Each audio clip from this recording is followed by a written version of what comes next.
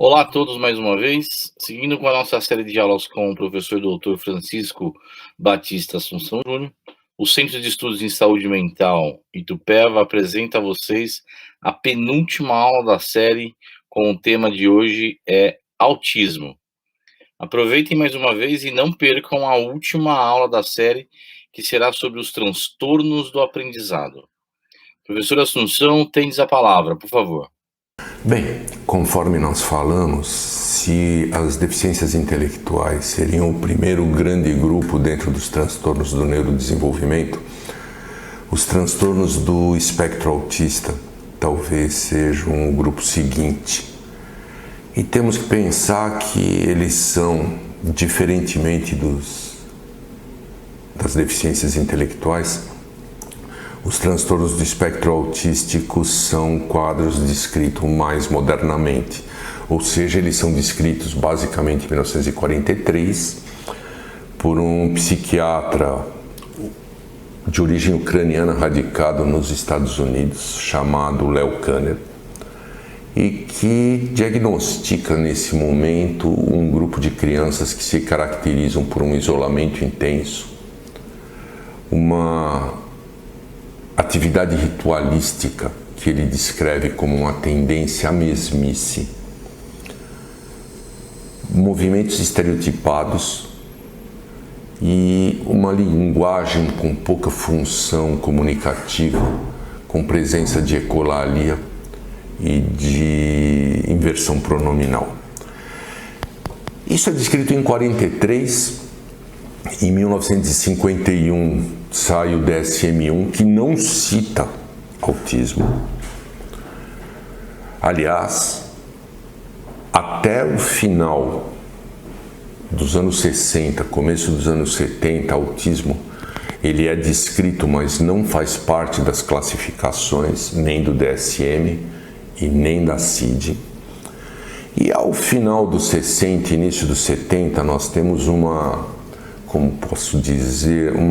variabilidade descritiva, dependendo do lugar aonde nós nos localizamos. Então, para os americanos, autismo infantil é um problema primário, separado do que eles chamam de autismo secundário, vinculado ao retardo mental ou a deficiências sensoriais, e que está dentro do grupo do que eles chamam de psicoses da primeira infância, junto com os transtornos simbióticos e as crianças atípicas. A psiquiatria francesa vai colocar também dentro do grupo das psicoses infantis, falando de psicoses autísticas, psicoses desintegrativas, deficiências mentais psicotizadas, psicoses de expressão deficitária e o que alguns autores franceses chamam de parapsicoses, com as pré-psicoses e as desarmonias de evolução.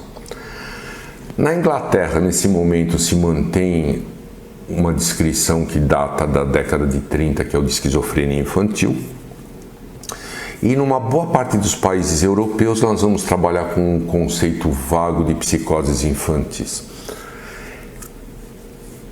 E aí na década de 70, por uma série de questões que não cabem aqui serem explicitadas, se altera significativamente o modelo de pensamento psiquiátrico, com reflexos na psiquiatria infantil, obviamente, e no diagnóstico do autismo.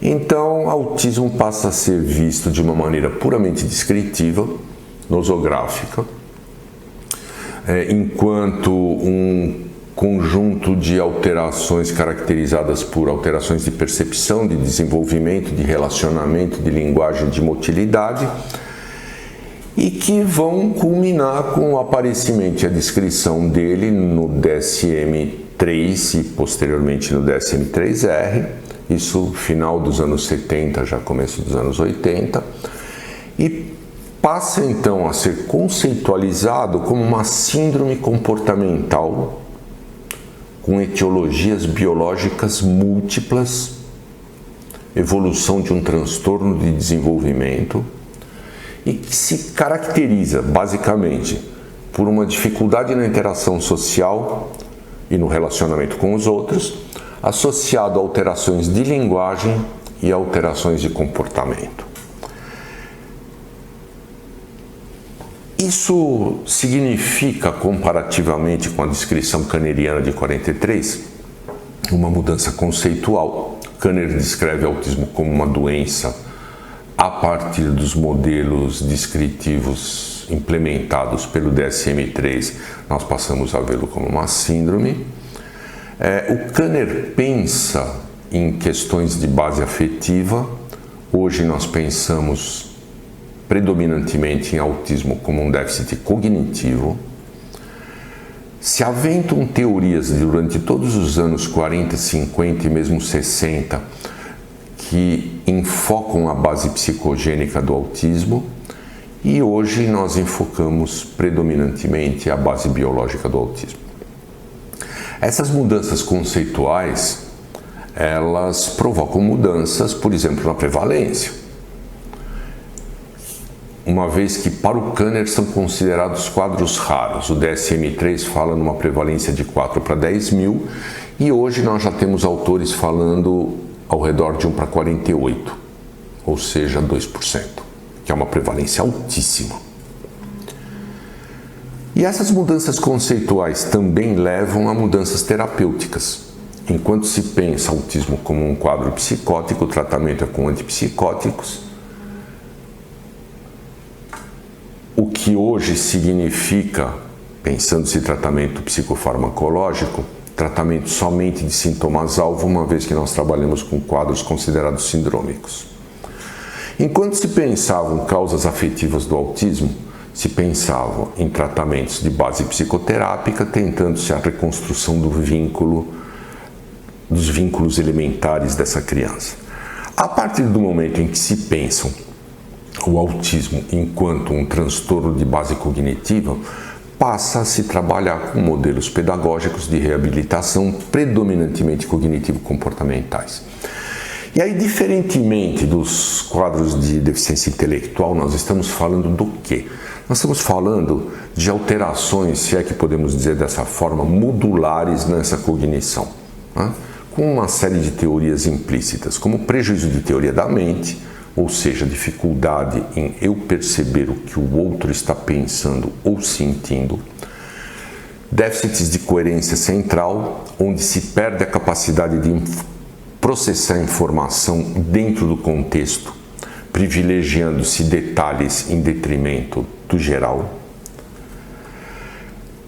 Teorias que falam da disfunção executiva do autista, com dificuldades de planejamento, de memória de trabalho, de flexibilidade, de inibição de respostas.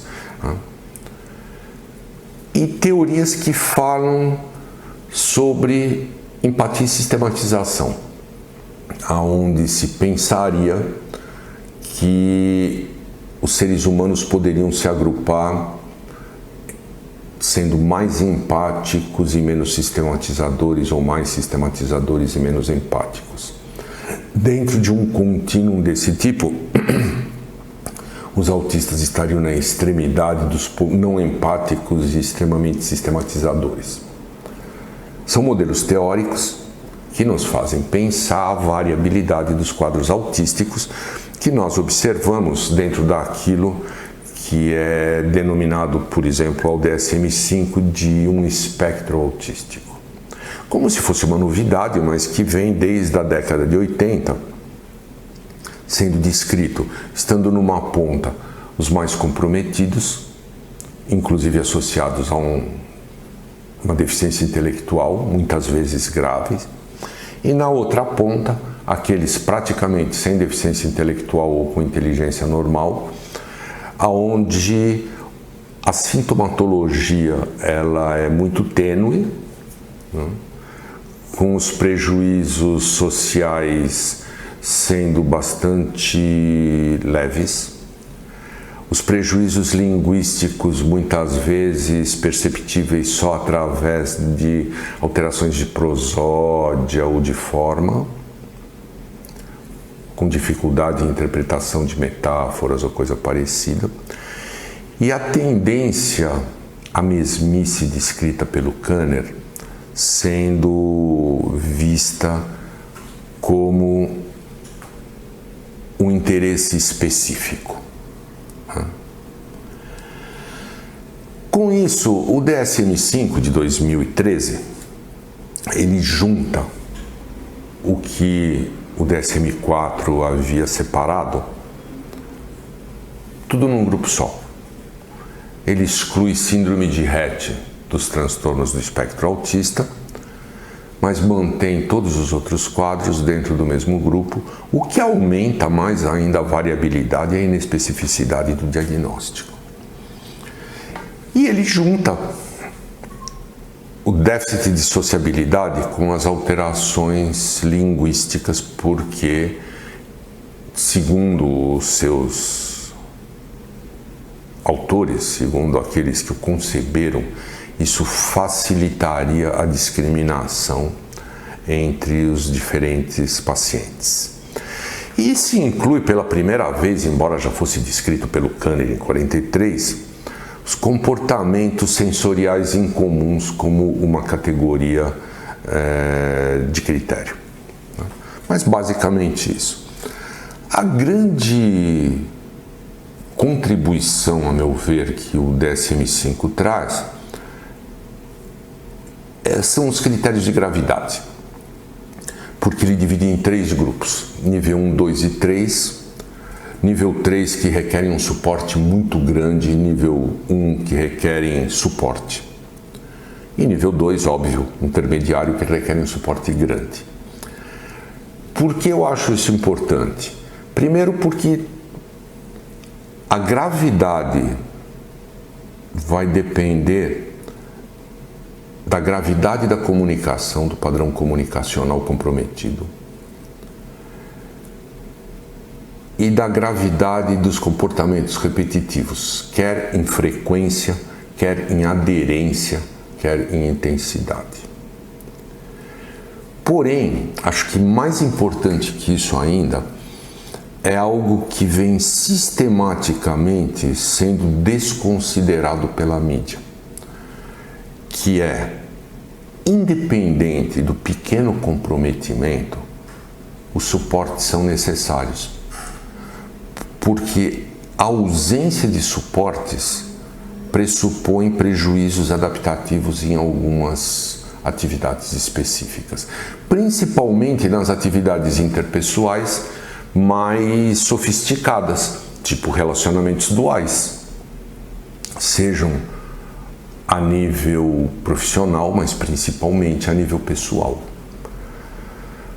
E isso me parece de fundamental importância em função dos mitos que vão sendo feitos em relação aos quadros autísticos, como se fossem quadros que o único problema é a discriminação, a estigmatização e o preconceito, quando na verdade não é isso. Isso existe também, mas são quadros sérios, graves, com prejuízo adaptativo e que, como tal, devem ser auxiliados e protegidos. O modelo de atendimento é predominantemente de reabilitação multidisciplinar, associado, quando necessário, habitualmente em 1/3 dos casos, à psicoterapia. Então, a primeira coisa é que não se trata o autismo, se trata a criança e não se remite o autismo, se remite em sintomas. E as abordagens vão ser abordagens psicossociais, com aconselhamento familiar, atendimento psicológico. Esse atendimento psicológico, hoje, ele é muito de linha cognitivo-comportamental, visando nos menos comprometidos treino de habilidade social e nos mais comprometidos treino de atividade de vida diária e de atividade de vida cotidiana. Nós estamos falando de integração sensorial. Os inputs sensoriais acreditam-se que sejam, vamos dizer assim, pouco integrados, então as percepções e, consequentemente, as reações a essas percepções seriam alteradas. Trabalho com linguagem, né? Não é trabalho com emissão da fala, emissão do som, é trabalho com a construção da linguagem. Como eu já falei, treinos de habilidades sociais E da mesma maneira que nos transtornos de déficit intelectual, escolaridade, que pressupõe adaptação, né? Não basta eu pegar um autista e colocar na escola comum. Se eu quero fazer um mecanismo de inclusão, ele vai depender de condições dessa escola para que a adaptação seja feita e ele possa ter aprendizado adequado. Isso vai se projetar mais para frente em trabalho e isso vai se projetar também em vida pessoal, na medida em que essa geração sobreviva à geração anterior. Ou seja, os problemas a serem pensados nos transtornos de desenvolvimento, nos transtornos de neurodesenvolvimento, conforme as classificações mais recentes, eles são extremamente importantes e eles vão envolver questões que transcendem a mera psiquiatria, né? Eles vão envolver questões que são sociais, políticas e econômicas e que não cabem aqui serem discutidas. Obrigado.